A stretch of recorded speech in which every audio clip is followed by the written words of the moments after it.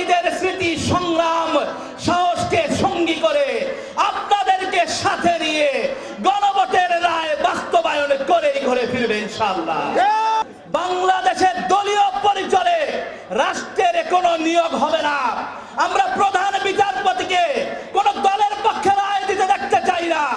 আমরা পুলিশের প্রধানকে, রাষ্ট্রের বাহিনীগুলোর প্রধানকে কোন দলের পক্ষে দেখতে চাই না।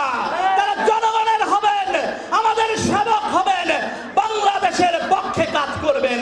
সেজন্য আমরা গণভোটে হারায় দিয়েছিলাম।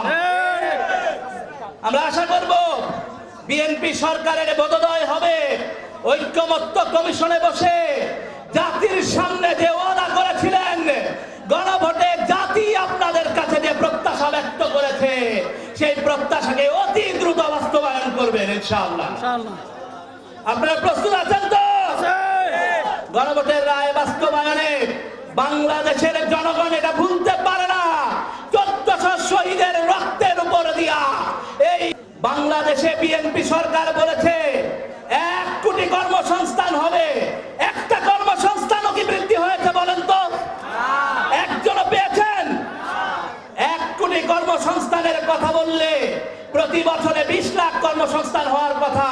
এই সরকার ক্ষমতায় আসার পর আজ প্রায় 6 মাস 10 লাখ লোকের চাকরি হওয়ার কথা। কই আমার ঘরে তো কাজ, আমার ভাইয়ের চাকরি নাই।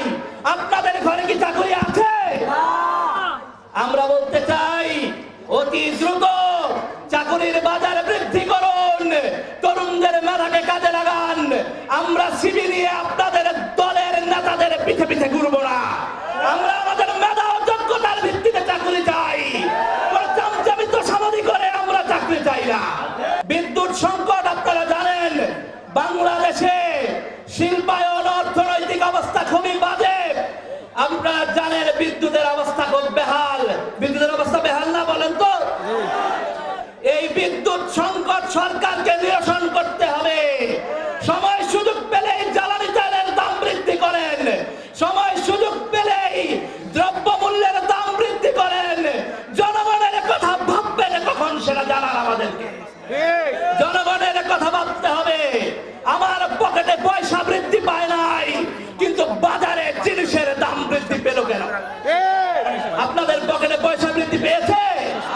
আপনাদের কারো বেতন বৃদ্ধি পেয়েছে? জিনিসপত্রের দাম কি বেড়েছে বলেন তো?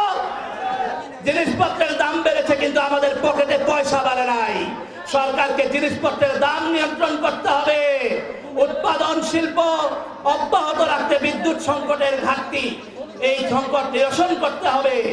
সর্বশেষ আমরা বলেছি বাংলাদেশে দিল্লিতে ফ্যাসিবাদী শক্তিরা, বাংলাদেশের ফ্যাসিবাদী শক্তিরা পলায়ন আছে। আপনারা জানেন হাসিনা কোথায় পালায় আছে? কোথায় পালায় আছে? সেই দিল্লির সরকার বাংলাদেশে অবৈধভাবে পুশিং করতে চায়। আমার সীমান্তে আমার জনগণের উপরে গুলি চালায়। বাংলাদেশের বেশ কোটি জনগণ তার বুকের রক্ত দিয়ে এই বাংলাদেশের স্বাধীনতা সার্বভৌমত্ব রক্ষা করে ছাড়বে ইনশাআল্লাহ। বাংলাদেশের স্বাধীনতা সার্বভৌমত্বে কোনো ছাড় নাই।